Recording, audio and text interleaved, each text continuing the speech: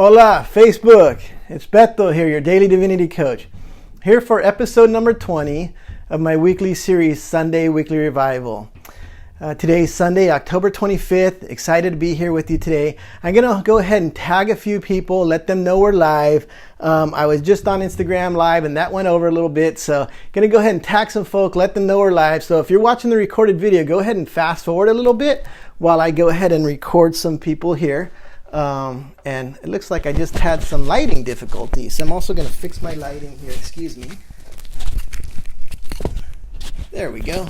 And again, I'm just going to tag some folks. If you've already watched, or excuse me, if you're watching the recorded video, go ahead and fast forward while I tag some friends here and let them know that we've started. Again, I'm a little bit late because I went over on Instagram Live because I do this episode first on Instagram Live and then I come over and do it here on Facebook Live. So again, just tagging some folk, letting them know that we're live now. I imagine there's some folk that have been waiting for us because again, went over on Instagram Live. But if you're watching the recorded video, you can go ahead and forward for a few minutes because I'm just tagging some people, letting them know we're live so that we can get started with today's episode.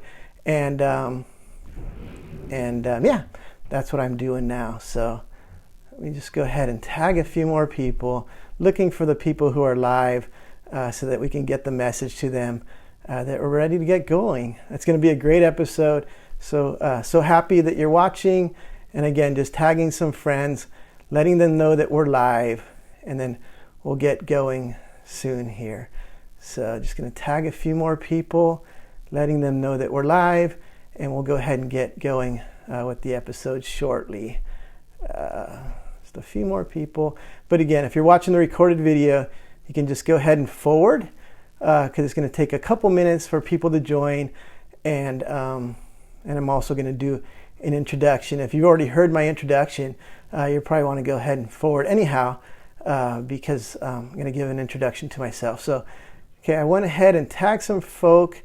So we already got some people joining. Hello, shout out to Emma Lou. Make sure I do that. We also got Harold joining. This is awesome.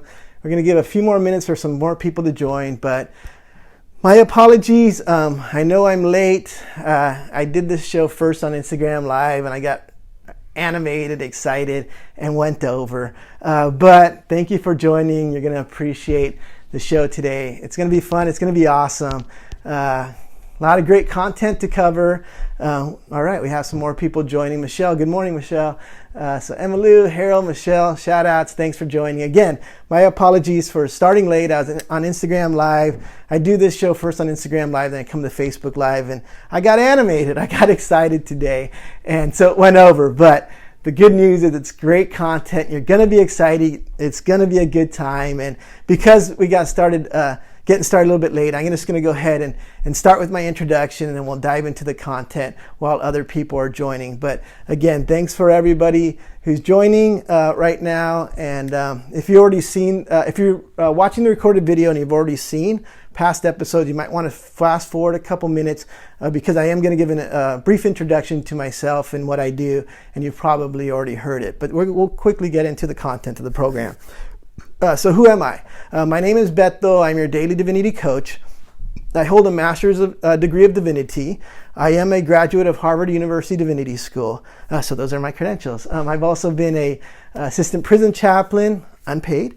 I've volunteered my time in skilled nursing facilities. I've been a deacon of a faith-based organization. Again, all volunteer, unpaid.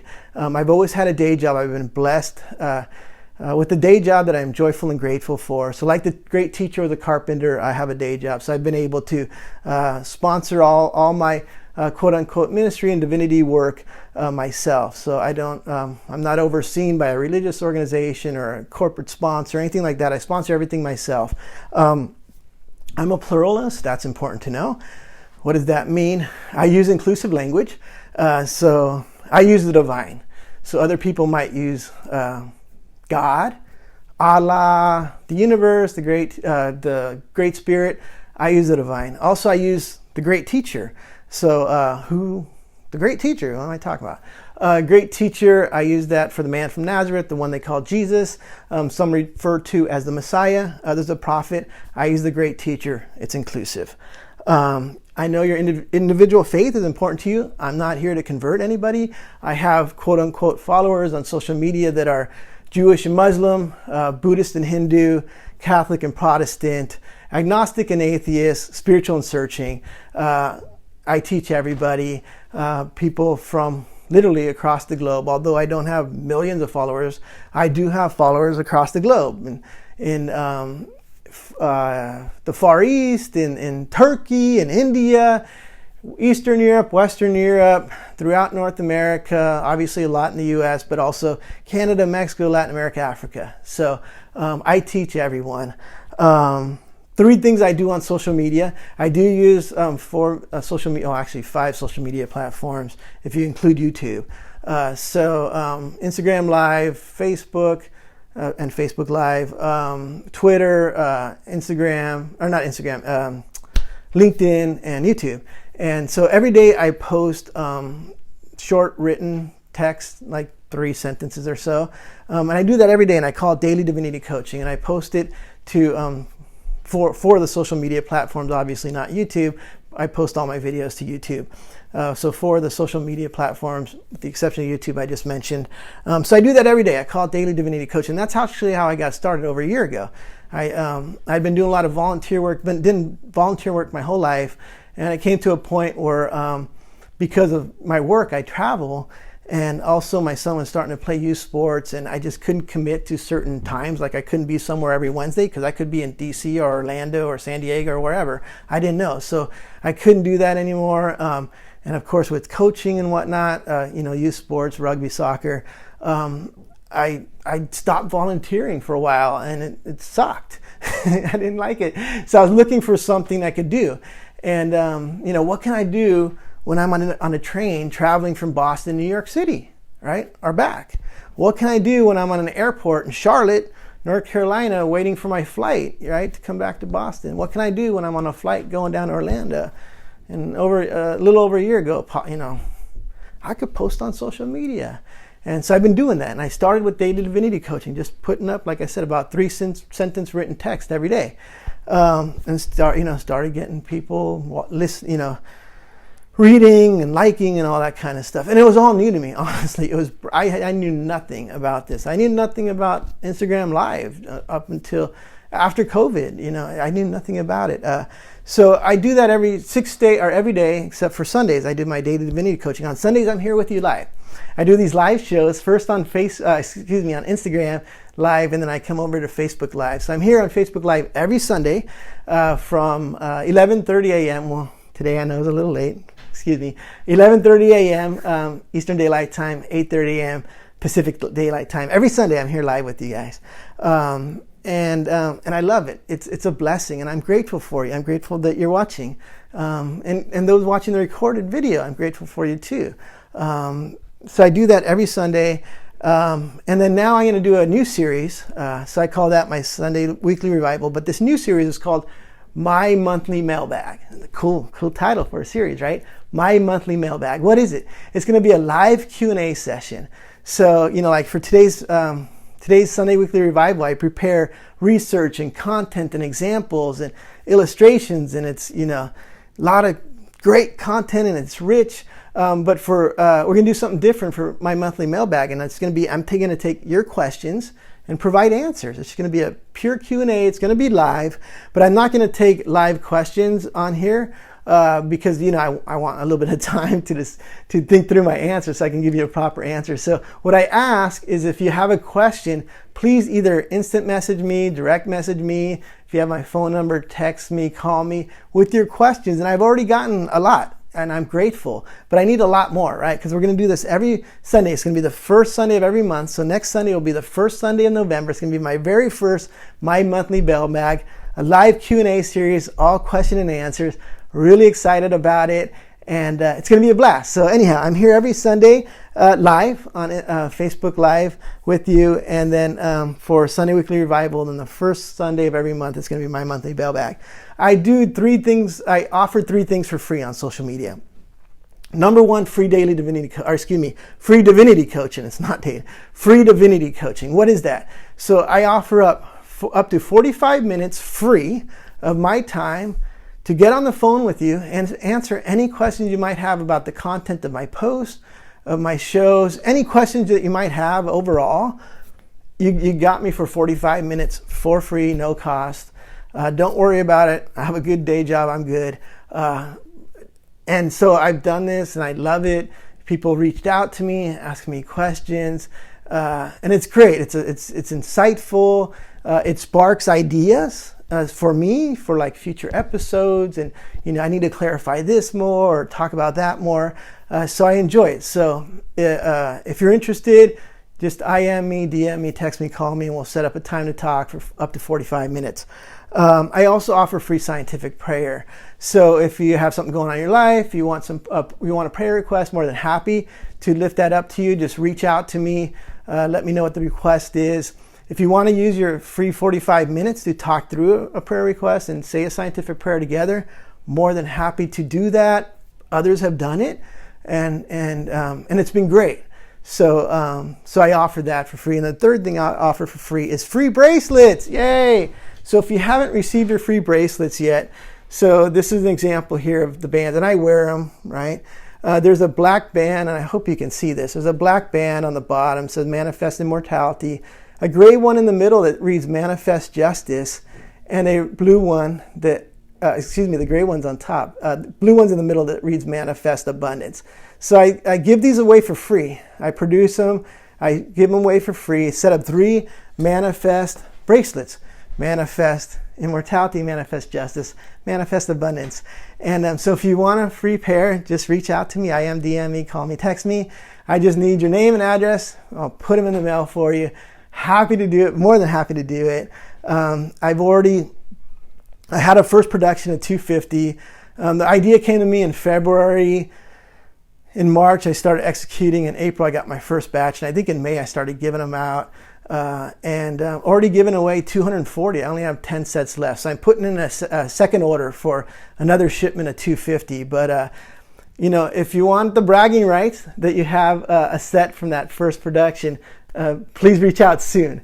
And I'd love to put that set of bracelets in the mail for you. If you live within the U.S., shipping's free. Typically, I wouldn't offer this because it's cost prohibitive. But for the rest of this calendar year, I'm going to offer free shipping for anybody within North America. So if you're in Canada, Mexico, or Europe, Western or Eastern Europe, I'll ship it for free.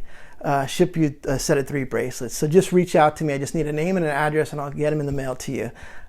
So that's me. That's what I do, and that's what I offer for free. Now into the program, or the episode. So we're going to start with why the title, right? The title. Gorgeous George, Muhammad Ali, and why manifesting immortality is not for everyone.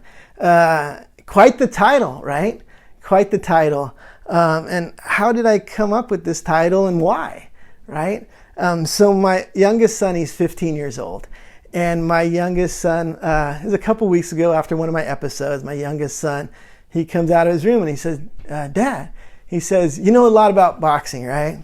I said, yeah. I said, and you know stuff about like other sports. I said, yeah, I was a journalist. I was a sports journalist. I hobbied as a sports journalist in Las Vegas for 5 years.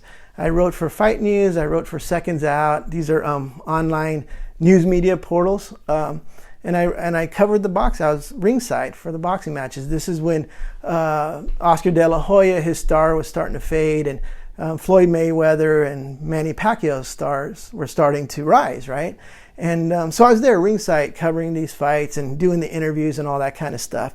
And I said, you know what? So that's a good idea. I said, I'll figure out a way and a time to integrate some of what I know, some of those examples from boxing and sports into my episodes. So the Muhammad Ali piece of this episode, or part of the titles from that, right? Gorgeous George, where does that come from? Well, Gorgeous George was a professional wrestler. And when I was a tween, right? And maybe even like 13, maybe even like early 14, but mostly when I was a tween, I got into professional wrestling. And I dug it, right? I dug it. I got into it. I would watch pro wrestlers on TV, And I enjoyed it. I liked it. And I liked it so much I even convinced my father to take me to a pro wrestling match. He took me to a match at the Cow Palace. Those of you are familiar, the Cow Palace, the auditorium is there in San Francisco. And so got my dad to take me there. I think I was like 12 or 13. And one of the stars I remember was George the Animal Steel. And he would the turnbuckle to the ring, the wrestling ring, he'd like bite it and like take it apart. And then he'd throw people's head into it. I mean, it was gory, but I enjoyed it. I don't know. I was a kid, right? So I was into wrestling, and then that turned into boxing. My I don't know if I wouldn't call it a passion for wrestling, but my enjoyment of watching pro wrestling, it turned into enjoyment for watching pro boxing, and it turned into me being a boxing journalist for 5 years in Las Vegas. But I use the wrestling and the boxing because they're examples of pop culture, right? So there's 4 things that I reference in my episodes. Number 1 is pop culture. That's why I'll be talking about Gorgeous George and Muhammad Ali. But I also reference current events, and I got a current event to talk about, as well as ancient texts and ancient wisdom. So Gorgeous George and Muhammad Ali are part of that pop culture. The second part of the title of the episode, why manifesting immortality is not for everyone. Why that, right? Why would I want to talk about that? Because it's a little negative, right? It's a little negative. So manifesting immortality might not be for everybody. So let me clarify, but it's available to everyone, and it's available for free. So I want to make sure I say that. But not everybody's into it, right? So case in point, my father. I've had conversations with my father. He watches my episodes, right? He watches my episodes with my mom. And I've had conversations about immortality. And he says this. He says, son, I watch your episodes, and, we talk, and everything you say makes sense, right? You back it up with research, with science, with ancient texts, ancient wisdom. I get it. But manifesting immortality is not for me. And I tell him, I respect that, right? I understand. It's not for everyone. He says, no, I actually look forward to physical death and, my soul going up and, seeing my mother who's passed, my brother who's passed, my best friends who've passed. And, I'm into it. And but here's the thing here's what Bethel hears, right? When he says those words, here's what Bethel hears. Bethel hears this. When I hear this. Son, I was born in the fourth son. I've lived in the fourth son. I feel comfortable in the fourth son. I'm going to die in the fourth son. And I'm cool with that, right? The fifth son, that's your thing. That's your generation's thing. That's, whatever. I'm a fourth son guy. I'm going out like that, right? Reminds me of the Boston Red Sox fans during the Curse of the Bambino for those 80 plus years when they couldn't win a world championship. They're always knocking on the door, right? Just these diehard fans willing to go down with the ship. They eventually did win, right? And they've won a few since then. But yeah, just, I'm going down with the fourth son. So, hey, that's him. He's doing him. Another example, we'll call her Ms. C. Miss C recently told me, she's all, Beto, I get what you're saying about, anti-aging and manifesting eternal youthfulness. I get it. But, I don't think it's for me, because here's the thing. I feel comfortable in my own skin. I know it's wrinkling, I know I'm aging. I got ailments, physical ailments due to the aging process, but, I own it, I own it. And I'm cool with it. I'm just, the manifesting eternal youthfulness, immortality, that's cool. But that's your thing. That's not my thing. I get it, I get it. It's not for everyone. And that's why I call, the second part of the title today is why manifesting mortality is not for everyone. So we're going to go ahead and talk a little bit about Gorgeous George. Who was Gorgeous George? Gorgeous George was a professional wrestler. Gorgeous George was a good wrestler, right? But he wasn't a great wrestler. At 14, Gorgeous George left school, to help out his family, started doing work and stuff, and got into pro wrestling. But he wasn't, on his own skill, he wasn't, again, he wasn't great. So he had to do something to he wanted to make real money in pro wrestling, right? So he figured out, right? His genius was that he figured out if he was flamboyant, if he was over the top, right? He could make money. People would want to come watch him.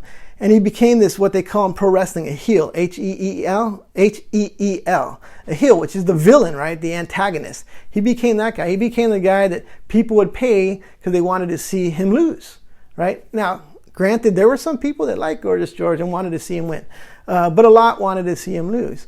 And he took on that persona. He was the villain, the heel, but he was flamboyant. He would wear, capes to the ring. He had his mother-in-law sew him capes, so sequins on his capes.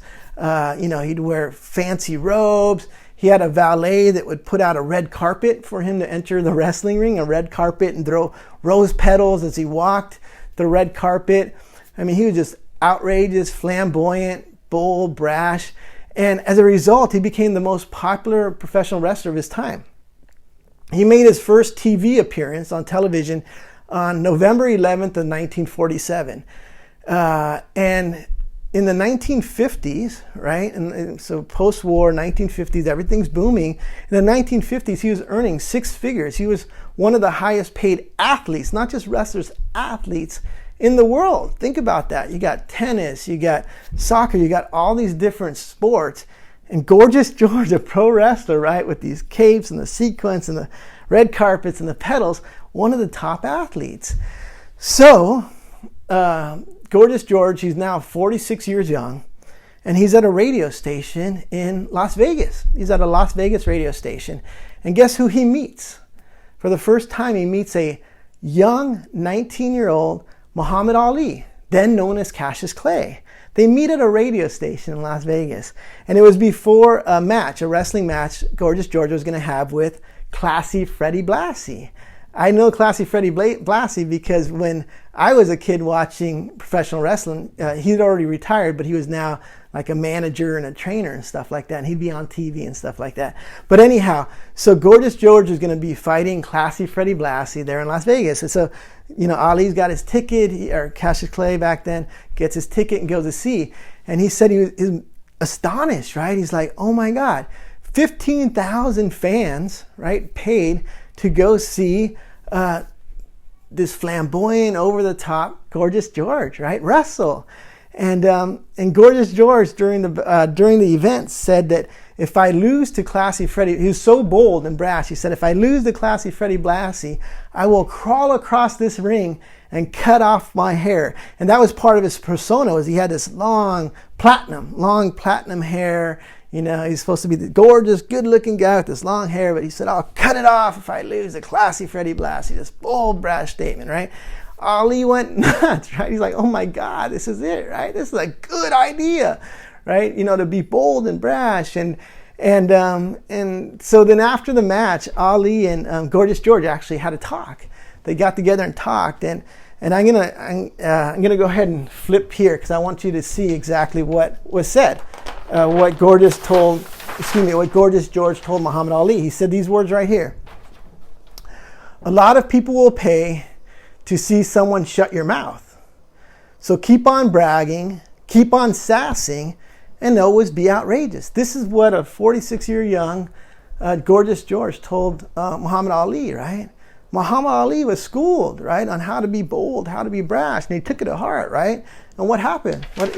Not to say Ali didn't have the skill to back it up. Ali was arguably the best boxer in the world. I know a lot of people say Sugar Ray Robinson was. There's discussions and whatnot. Arguably the best boxer, of all time, Muhammad Ali, right? Unbelievable boxer. So he had the skills to back it up, but he learned from Gorgeous George how to be bold and brash, right? He was the 3-time heavyweight world champion, Muhammad Ali. He won Olympic gold for the U.S. in 1960. He was a bold and brash sports entertainer, so much so that his 1974 fight with George Foreman, right, in Zaire, Rumble in the Jungle, a TV audience tuned in of 1 billion people. At the time, there's approximately 4 billion people on the planet. 1 billion, right? 1 out of every 4 people on the planet tuned in to watch Muhammad Ali fight George Foreman in Zaire, 1974, Rumble in the Jungle. The most watched telecast at that time. Unbelievable. I mean, this is, the greatest sports entertainer of his time, maybe of all time. So he was bold and brash, Muhammad Ali. He learned that from Gorgeous George. Or he's inspired by Gorgeous George, I should say. But Ali was also controversial, right? He was controversial. The bold and brash thing, not everybody loved that, right? A lot of people thought that wasn't cool, right? Him saying that, I'm handsome and I'm going to beat this guy in 4 rounds. I'm going to knock that guy out in 6. And, not everybody enjoyed that, right? He was controversial. He also joined the Nation of Islam, right? That was considered controversial. And then after he beat Sonny Liston, right, and became heavyweight champion of the world, what did he do? He changed his name in 1964. He changed his name from Cassius Clay to Muhammad Ali. That was controversial, right? What else did he do that was controversial? Shortly after he became world champion, he was drafted for the Vietnam War. And he refused induction. And you got to remember, at that time, that was controversial. There are a lot of people who didn't feel that was right? You get drafted, you go to war. I mean, we're talking, this was, America, World War II, a just war, right? We beat the Axis power, defeated Nazism, fascism, Hitler, right? At the time, the country was anti-fascist, right? We weren't, there weren't all these anti-fascists like now, right? To me, 2 negatives equals a positive. If you're anti-fascist, you're a fascist. But anyhow, at that time, right, this is the greatest generation. They're coming out of the World War II, and they're like, what? Like, this guy, the heavyweight champion of the world, right? One of the most popular people on the globe is refusing induction to fight in Vietnam. But Ali was a conscientious objector. He's like, why should I go to Vietnam, right, to fight other poor people, other oppressed people? I'm African American. I'm oppressed right here. My fight's here, right, in the U.S. So he paid a price, right, because this wasn't popular. He paid a price. He was stripped of his titles. He didn't fight for nearly 4 years. They took away his belt. They took away his livelihood. And he paid a price for making that stand. But history has shown us it was the right stand, right? Ali made the right stand against the war in Vietnam. And although at the time, the things he did that I just stated, the refusing induction to the Hall of Fame, change his name from Cassius Clay to Muhammad Ali, at the time those things, being bold and brash, at the time those things were considered controversial. Ali, after he retired, went into full-time philanthropy, he became revered. The world loved him. He wasn't controversial no more, right? He was just revered by everybody, right? So I say that to say this. Manifesting immortality, right, might not be for everyone. It might not be for my father. It might not be for Miss C, right, that I referred to earlier. But it may be for you, okay? So there's questions you need to ask yourself. Number one, am I bold, or can I be bold, right? Because to manifest immortality, right, to say that I'm going to reverse the aging process, to say that I'm going to ascend to heaven in my physical body, right, not just my soul, that's bold. Those are bold statements, right? People could say, hey, you're a little bit Looney Tunes, you're a little bit crazy, right? Or, off your rock or whatnot, right? Can you be bold? Can you boldly declare, no, I'm not off my rocker, right? I've detoxed my mind, right? I've leveraged neuroplasticity. I've overcome trauma, the trauma of physical death and aging. No, I believe that I've been created in the image of the divine, right? I've been created to be immortal. I believe in ancient texts. I believe in ancient wisdom. I believe in ancient prophecy. Can you be that bold? Can you be controversial? Because people are going to think this is controversial, right? That you're professing your immortality. They'll think it's controversial. I remember when I first started doing my daily divinity coaching. It's been over a year now. And Miss J gave me the best advice ever. And I still think about this almost daily. She said, be controversial. Because I was telling her, I don't know how this is going to go. What if people start saying this or start saying that? She said, don't worry, Bethel, don't worry about it. Be controversial. And so I've taken that to heart. And so you got to ask yourself, can you be controversial as well as bold? You also have to ask yourself this: am I outraged by injustice? Right? Am I outraged by injustice? And here's an example of a current event. So May 2018, U.S. President Donald J. Trump starts enforcing a zero tolerance policy, right? Nobody can come across the southern border of the United States of America, right? And even if you're looking for safety, right? Freedom, better opportunity for you and your children, economic opportunities. No. Nobody's coming across, right? No matter what. People come for valid reasons, right?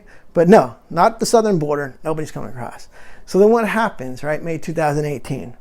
2,700 children were separated from their parents. Now, I know many of you watching have children of your own, right? Some even have grandchildren, maybe even great-grandchildren, I don't know.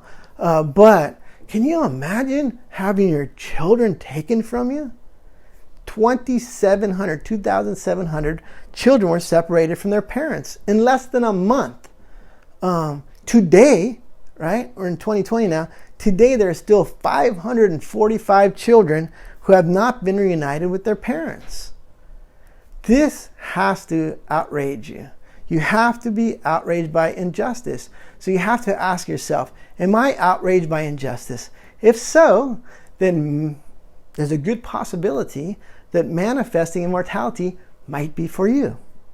Okay, so think about that. Go ahead and flip this for you. Do I have a strong mind? Do I have a strong mind? That's another question you have to ask yourself. Is manifesting immortality for me? Well, do I have a strong mind? The great teacher said this, right? He said, destroy this temple, and in 3 days, I will raise it up, right? He knew beforehand. The great teacher knew that he was immortal, right? That he was going to be controversial, right? When he started not just manifesting, but professing his immortality, right? It's going to be controversial. And there's going to be some Looney Tune guy out there who didn't have the mental capacity to understand the ancient text and get things right and would want to kill him, right? There'd be people out there who want to kill him. So he knew this was going to happen. But he had such a strong mind. He said, all right, here's the deal. I'm immortal. Somebody out there, some group of people out there want to kill me. Guess what? I'll just come back. I'll come back in 3 days. Mark it down, 3 days back. He did it. Strong mind, right? You have to have a strong mind, right? If you want to manifest immortality, you have to have a strong mind. There's so many negative messages out there. So many negative messages. It's unbelievable. Take a day, take a week, take a month. Note all the messages you hear from media, from your friends, your family, from acquaintances, from yourself. Just take note of all the negative messages around aging and death. People saying things like, oh, did you know Bill, he's having a birthday coming up. It's his over the hill birthday. Take a note of that. Take a note when you think, oh man, my sciatica, I'm aging, I'm getting ancient. Take a note of that. All these negative messages about aging and death, right? I've shared this before, but I was at a TSA stop in Philadelphia, right? They're checking my ID. And this agent looks at my ID and she said, oh, wow, Mr. Bethel, you look really young for your age, Oh, thank you. I appreciate that. But, we all grow old and die. And I looked at her and said, not me, right? And I wanted to have a conversation, but it was rush hour, right? All these people are trying to get through the TSA. There's a long line. So I had to stop there. But I remember the expression on her face, like her jaw just dropped, like she'd never heard anything like that before, right? I mean, the messaging is everywhere. The TSA agents, media, yourself, you're telling these things. Take a note. And you have to have a strong mind to reject that, to negate that, right? Even to speak out like I did to the TSA agent and say, no, I don't accept that. Right? No, grow old and die, you're crazy. Not me, right? Not me. I'm not the crazy one. I've detoxed, right? Neuroplasticity, right? I've overcome all that trauma, right? I'm manifesting immortality. So you got to ask yourself, do I have a strong mind? Proper intention, right? What's my intention? If I'm going to manifest immortality, what is my intention? You see, there's a great race out there. The greatest race of all time, the race to end all races. And what do I mean by this? There are these Silicon Valley billionaires led by Peter Thiel, co-founder of PayPal. And they're investing millions of their own money, billions overall, into manifesting immortality, right?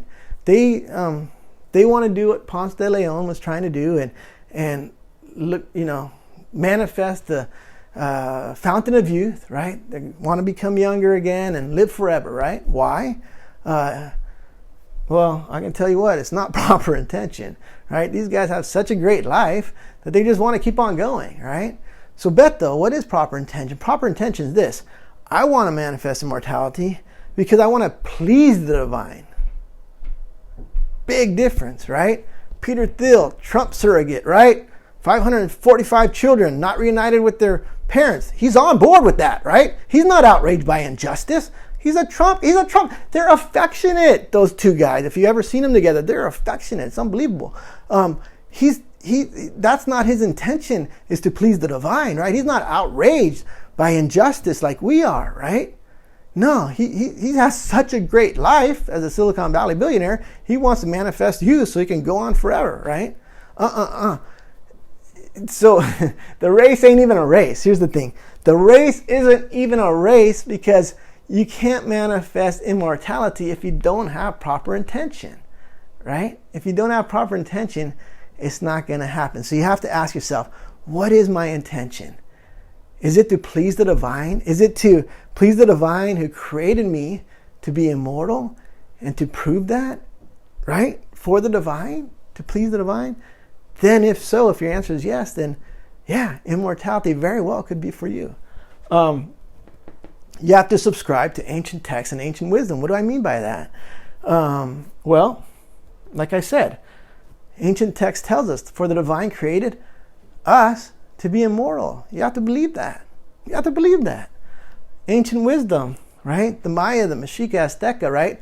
Astronomers who didn't look at time like we do the stock ticker, right?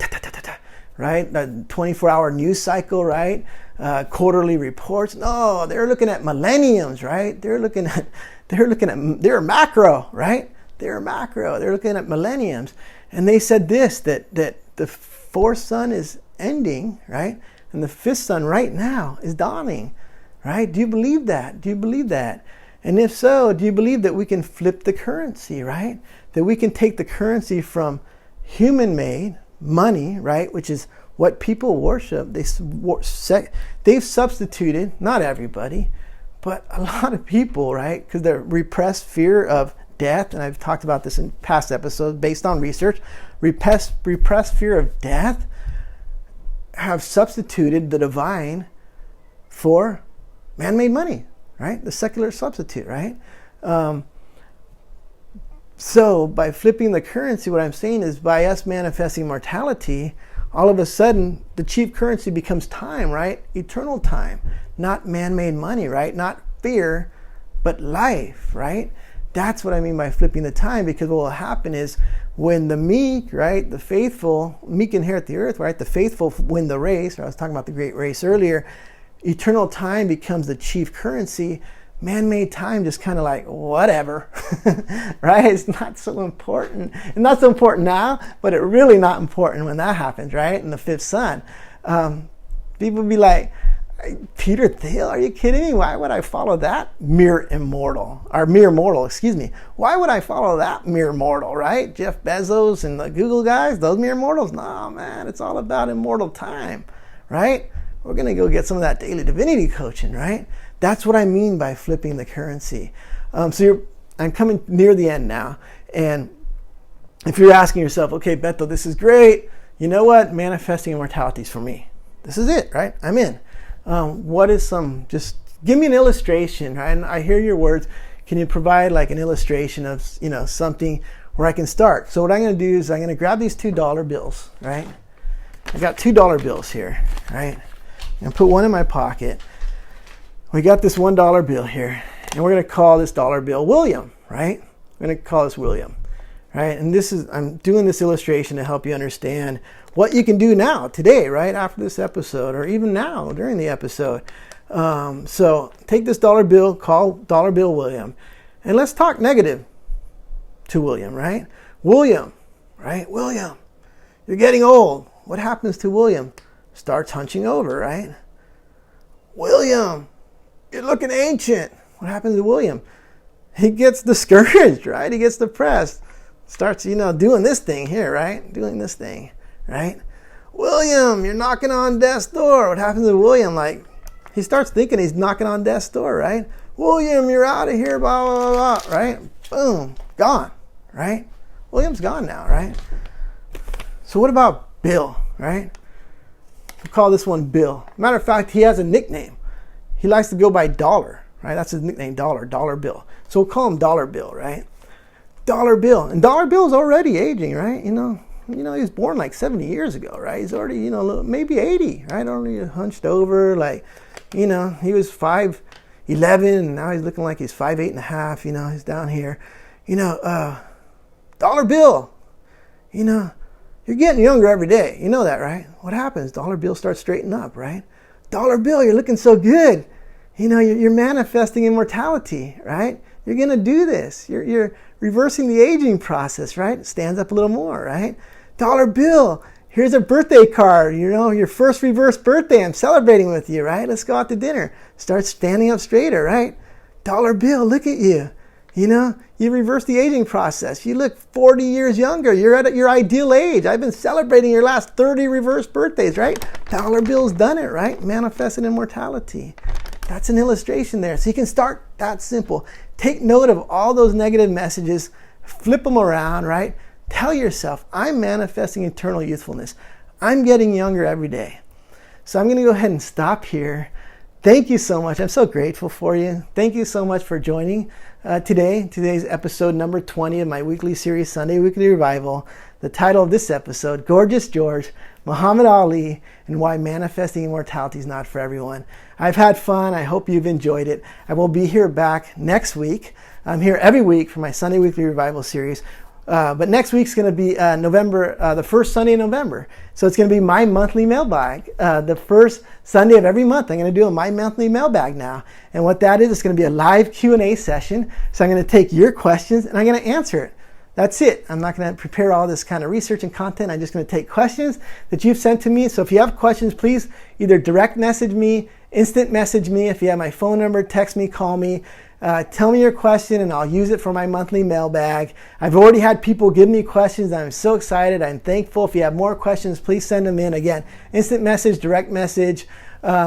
These comments here aren't always saved, so we can't trust these comments. So please direct message me, instant message me, text me, call me with your questions, and we'll use them for my monthly mailbag. So I'll be here next Sunday on Facebook Live, 11:30 a.m. Eastern Daylight Time. 8:30 a.m. Pacific Daylight Time. I know I was a little late this week. Again, I got animated and excited on Instagram Live, so it took a little time to flip over. But I'm so glad that, again, that you've joined me. If you're watching the recorded video, please tune in next week live if you can for my monthly mailbag, the very first one. And it's going to be fun. So I'm going to go ahead now and end this show. I'm going to put on my reading glasses, end the show, and please join me again next week. I would love to have you. And tell your friends. All right. Bye-bye. Have a blessed rest of your day. Bye-bye.